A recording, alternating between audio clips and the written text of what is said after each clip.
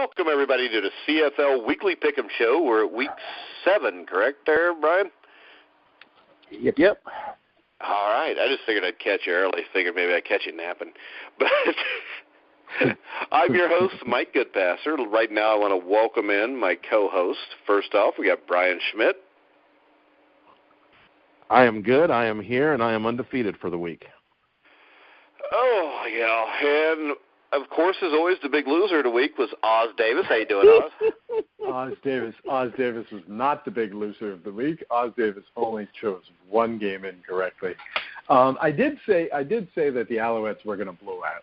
We're going to get blown out. Well, and you were wrong. So right there, that puts me ahead of you because in the tiebreaker scenario, the fact that I thought it would be a close game means I win over you, which makes you the biggest loser. Okay, so you could throw that in there, yeah, Mike. I know you need the consolation trophy because you're a big fan of that, but I wanted to point out to Brian that I'm undefeated this week, too. I think what Brian meant to say is he was undefeated last week. Yeah, I was undefeated last week. Last week was the important week because it was an odd-numbered week. And all the listeners know that odd-number weeks count double to even-number weeks.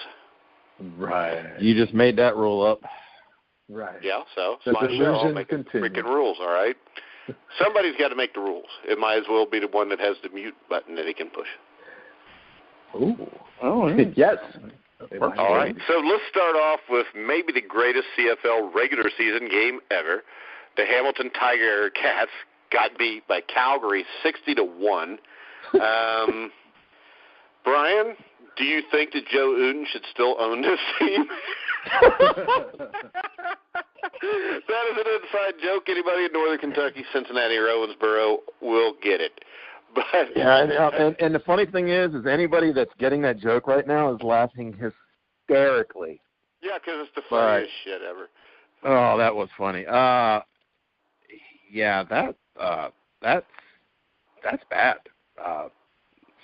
1 point, bad.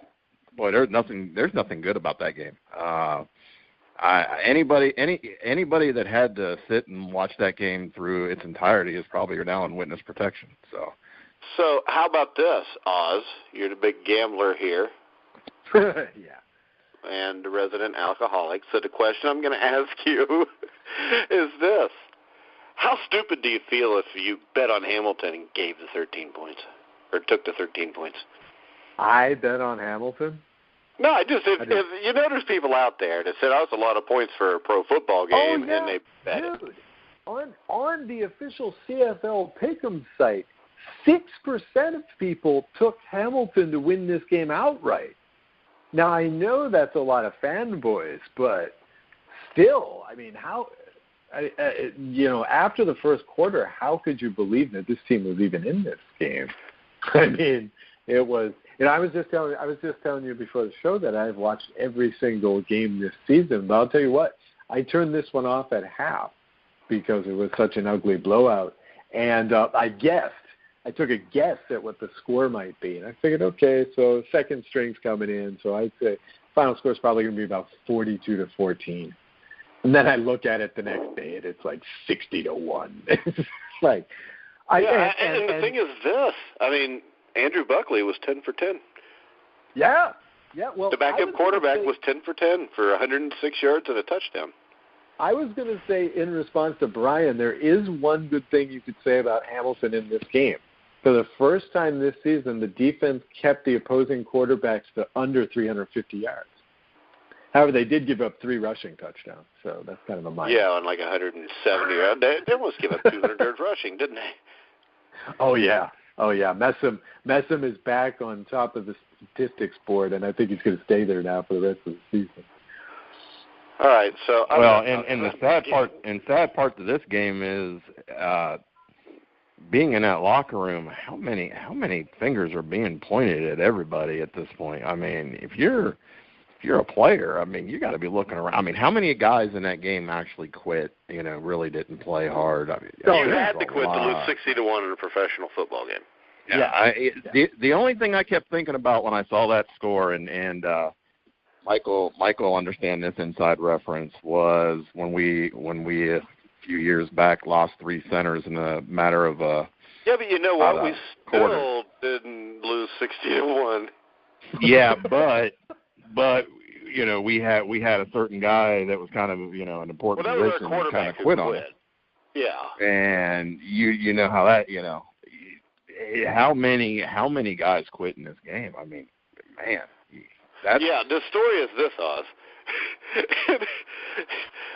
We have centers. Our starting center, we went and ate chicken wings the night before. He got food poisoning, so he's puking all over himself in pregame. And we had to play another center who was just a fat waste who kept snapping the ball over our quarterback's head. Our quarterback would haphazardly run at it. We gave up like 5 or 6 touchdowns on snaps over the quarterback's head that the other team recovered. We're like early fourth quarter, we snapped the ball over the quarterback's head. Our quarterback, instead of turning around and making an attempt to make it look good, walked directly off the field. Nice. He just walked right off the field. Is this story not contained in your marvelous book? No, because there's no Owensboro book. There's going to have to be. Because, I mean, we also practiced in a nursing home cafeteria one time. Yes. Huh. At some point. I mean, it was awesome. At some point. As a sidebar to this, and we'll get off this and back to CFL, we have to do a show that devoted nothing but stories from Owensboro. Sure. And Evansville. Well, you weren't in Evansville. I wasn't in Evansville. You heard enough of them. It's like you were there. Yeah. Yeah. And after living Owensboro, there are stories that people would not believe that happened in Evansville, but after living Owensboro, you pretty much can believe it because things that I saw. But anyway. It was fun as hell. And, the short part of the story is this. Even with all that stuff, me and Schmidt still went 7-3 and still qualified for the playoffs until our owner couldn't pay the bills anymore. Yeah. But so anyway. All right. And the 60-1 reminded me of the Northern Kentucky Bulldogs, but we'll let that go for now. Yeah. All right, the next game, I know Oz loved this one, the Montreal Alouettes, who lost 41-40 to Winnipeg. Oz, what the hell happened? Well, I liked it for about 58 and a half minutes. What happened? Offense, all right, let's see. How can I approach this? The offense for the Montreal Alouettes had a great game. Loved to see that sort of performance. The whole game they were in control. The Alouettes had the ball, and this is the statistic I've been watching for this team all year. They had the ball for, I believe, 32 and a half minutes on offense. So they controlled the tempo of the game. Just one interception, no fumbles. Great. No turnovers. Special teams, okay, decent job on special teams. Problem is that, you have this lapse for a minute and a half on the defensive side, or was it a lapse? I mean, this is the kind of thing that in the States, the play-by-play guys get orgasmic about and start going, we're seeing the emergence of a young man as a superstar quarterback. And I'm not going to go that far, but to see what was done by the Bombers by Matt Nichols and his offense in that last minute and a half, it was fantastic. I mean, I got the stats here. In that last minute and a half, he was 9 of 10 for 78 yards, threw for 1 touchdown pass, set up a 1-yard run for the game winner with no time left on the clock.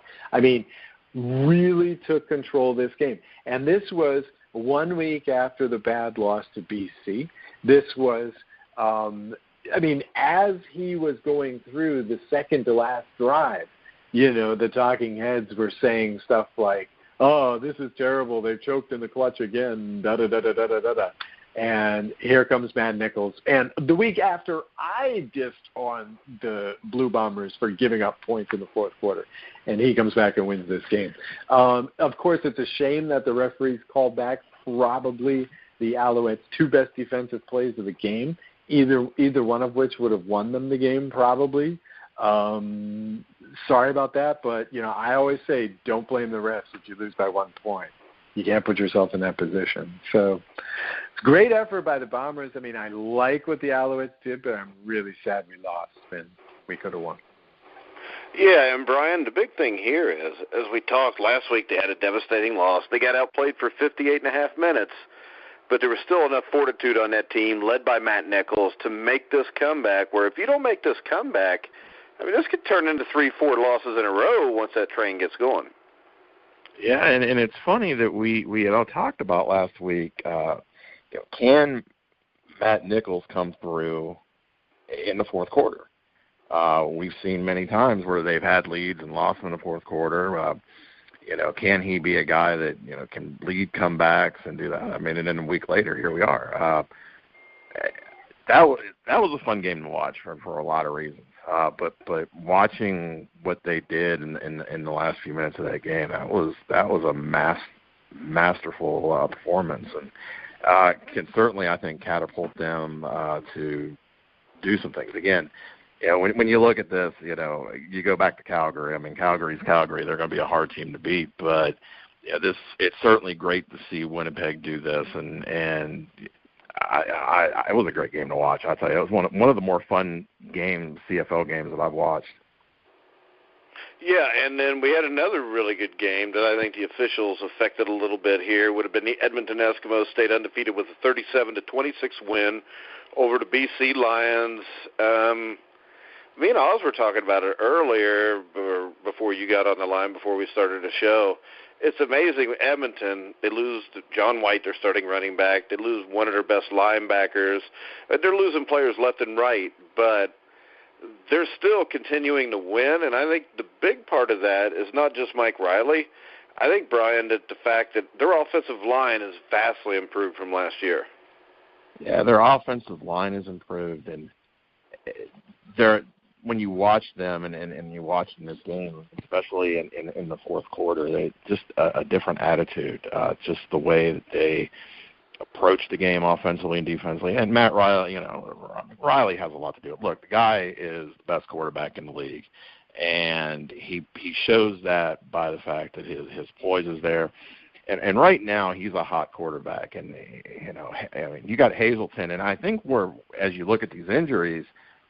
And even last week, I mean, it was talked about, they're running out of weapons and everything else. But, they had 3 guys over 100 yards receiving.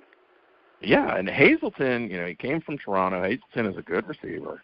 But right now, you got a guy in Riley that can flat out just he's in a very hot zone. And we've seen this, in the NFL, guys like, Rodgers or Ben or Brady, these guys, once in a while, where they're just in a hot streak, and it doesn't matter who's playing receiver. I mean, if you're open or you're even maybe open, they're going to hit you. And he's hot, and his poise was there, and even in the fourth quarter where maybe you started to feel like, maybe they could lose this game. Great poise, great drive, put points on it, end the game, and that's what they did. And this is a good Edmonton team. Now they're going to lose with these injuries. Eventually, it's going to catch up. But right now, this is a hot football team. Yeah, and as you look at BC, Travis Lulay played well again, but once again, 2 interceptions. I know we put together a quarterback power ranking last week, and I think I had him like 8th out of 9.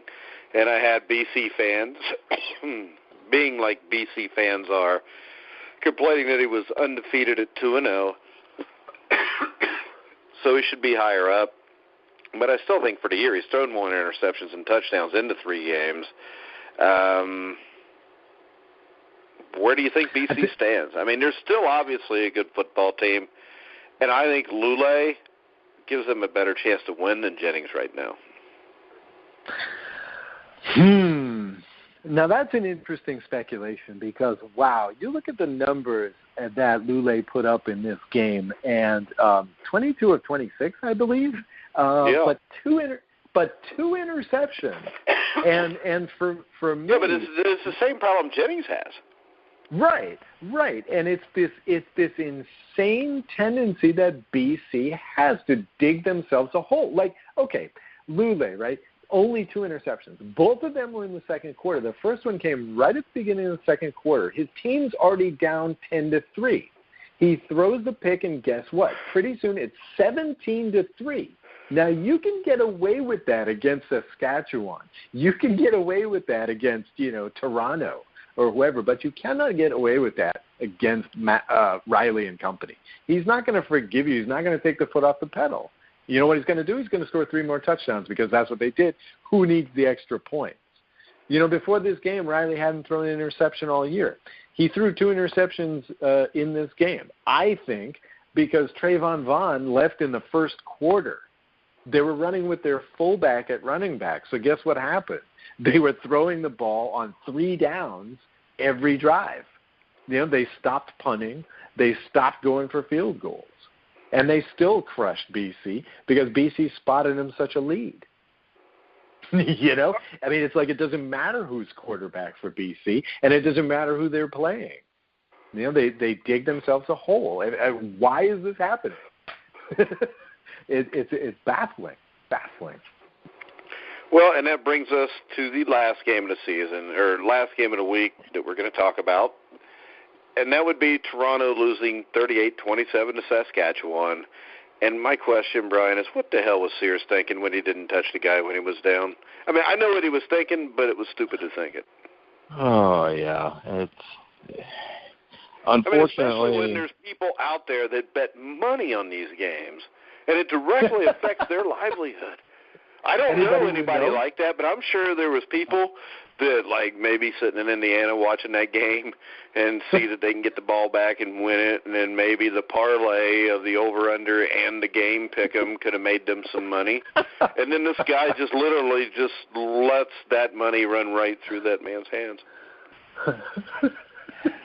Man, I'll tell you what, that guy sitting in Indiana, man, he had to watch that game and just start crying and bitching and moaning and throwing stuff. He had to have been pissed. Brian, I would not want to be that guy. What do you say? By the way, I just want to mention that I'm in Texas and Oz is in California. Yeah, I'm in Indiana, and that guy that I'm talking about lives right next door to me. Right next door. Right Absolutely. So yeah, pretty upsetting. I'm with you. I don't know why people do things that they do, but I got That's nothing. all you got for me. I was hoping you could soothe my concerns. For my neighbor. I can't do much for them except tell them hey, better betting next week. That's why they call it betting, and no, it's like going fishing. That's why they call it fishing. Betting. Yeah, same thing. So that's why some people call it betting and other people call it gambling. By the way, there is a Gamblers Anonymous number that we should probably give out. So yes, it's 1-800. Don't bet on the Argos. Well, see now, Mike, if you had listened to me, I was telling you last week to take the over and to take Saskatchewan. If you had listened to me, you would have hit that parlay. And I think it wasn't him; it was his neighbor. I think it was my neighbor. Don't. Well, I mean, I am completely against any kind of, professional sports betting.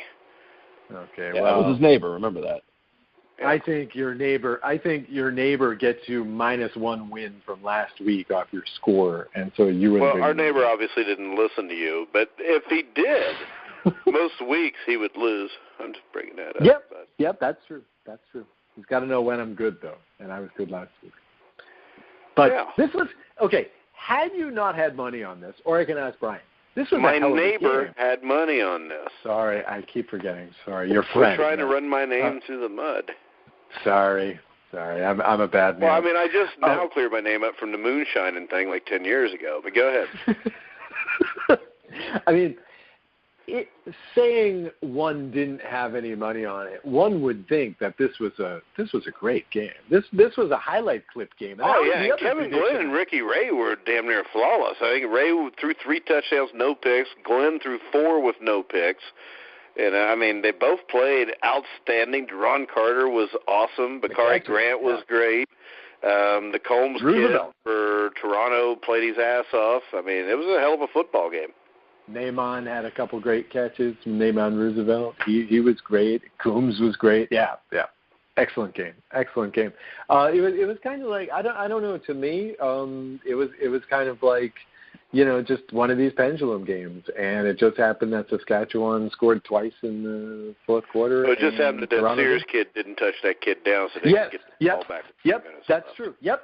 One mental error. Yep, you could say. And then the thing that drove me nuts is he caused a fumble inside their own 10-yard line with like 48 seconds left, and the announcer's like, well, he if they would have recovered that, he would have, saved his name. I mean, no, he wouldn't have. They still would have had to go 90 yards in 48 seconds. I mean, the kid messed up. Yeah, and to that point, he was having a heck of a game. He was having a great game before that. Yeah, he was doing really well in coverage. Had a couple of dumbass mistake. All right, so we're going to go ahead and move on. And we're going to go ahead and pick the games for next week. My neighbor's listening because he said he needed a little bit of help. So we're going to start off with Thursday night, the Calgary Stampeders at the Toronto Argonauts. Oz? Well, the Stamps are 4.5-point favorites in this game only. I don't know how they can justify this. Maybe they were thinking short week, but most of the my neighbor's going to jump all over that too. Yeah, most of the starters played half a game against Hamilton in a practice. So, Stampeders minus the points. I don't care if they're at Toronto where 4,000 people will go to the game. Stampeders, they'll win. All right, Brian. Every week, Stampeders come up, and every week I pick the Stampeders because you don't go against a team like Stampeders until they give you an absolute reason to. So, or they play the Steelers. Or they play the Steelers. If they play the Steelers now we got to change that. Yeah, but then you lose an entire NFL pick'em season because you get stupid and wish your that wasn't me. That was my neighbor. That wasn't me. That was my neighbor. No, because we have the audio of you actually picking that. Yeah, my neighbor sounds a lot like me. Does he? Yeah. Is he as full of shit as you are? More so. Oh, hell. All right. I'm going to agree. My neighbor also agrees that we would, the 4.5 points in Calgary. The next game, Winnipeg, who looks like may not have Dressler for this Week 7 matchup, will go to Ottawa to battle the Red Blacks. Brian? I'm looking forward to this game because I think it's going to be a hell of a game. Be a really good game. And what's the over-under on this, just so my neighbor knows, Oz? The over-under I do not have in front of me, but by the time it is my turn, I will tell you. All right, go ahead, Brian. Well, that's not really helping me right now, Oz. But okay, thank you. We're not really betting over-unders here, but I know my friend may be interested in it if it's less than 55 or 56. Sure. Yeah. It'll probably be lower than that. Okay. Anyway, it's going to be a high-scoring game, but I'm going to pick Ottawa. Yeah, I'm going to take Ottawa, too, because Trevor Harris is the man, but this is going to be a hell of a game. Oz? Ottawa is favored by 3. I do know that. I made up my mind because I was thinking about this before the show for a while, and I went back and forth on this quite a bit.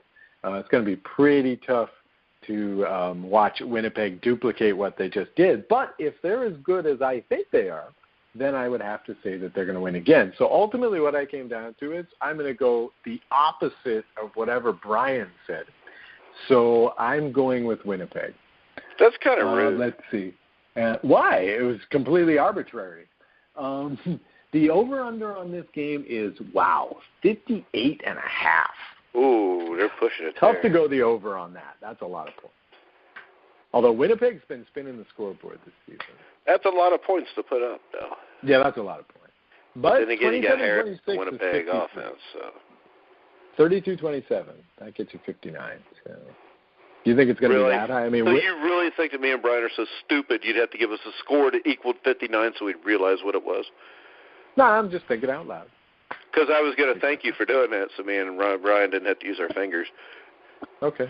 Well, yeah, you'd have to take off your shoes and stuff. You use the second 10. I could still only get to 20, so I would have bet the under. That's true. He would have. Well, they can't score more than 3 touchdowns.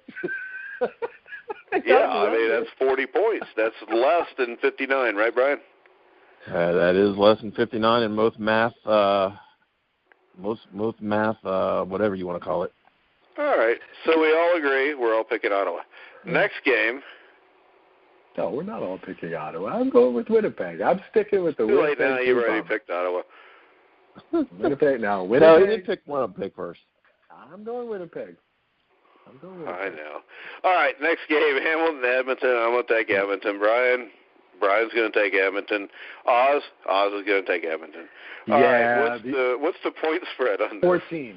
14 is the point. Not enough. What's the over-under? Over-under is 55.5. Ooh, So, well, wow. if Hamilton only gets one it's again, Edmonton's going to score a lot. I was going to say, so it's going to be 54-1 then, huh? See, Brian's learned on that counting since you explained it to us last game. Well, I like 54-1 because then in the last minute of the game you're just hoping for that other rouge, right, to push you over 55.5. That'd be a great gambling moment right there. Come on. All righty, the final game of the week. What was that? Get him in the end zone. I want the rouge. The final game of the week, don't encourage betting. The final game of the week, Saturday, August the 5th, the Saskatchewan Roughriders will battle the British Columbia Lions. Oz. Well, I like that British Columbia Lions. I really, really wanted to pick against the Lions this week because they're just bugging me the way that they're playing. But I just don't think Saskatchewan is one of those teams that, can handle a 14-point lead, even when they have one against the BC Lions. So I'm betting that the BC Lions will be down in the fourth, but they're going to win this game. They are favored by 5.5 points. The interesting bet here might be to take Saskatchewan plus the points because it could be close. The way BC's been playing, it could be close. Over/under is 56.5. All right, Brian.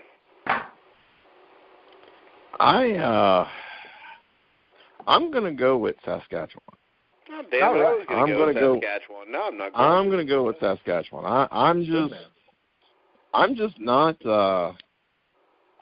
sold on BC right now, and just going to go with the gut feeling, and we'll see what happens.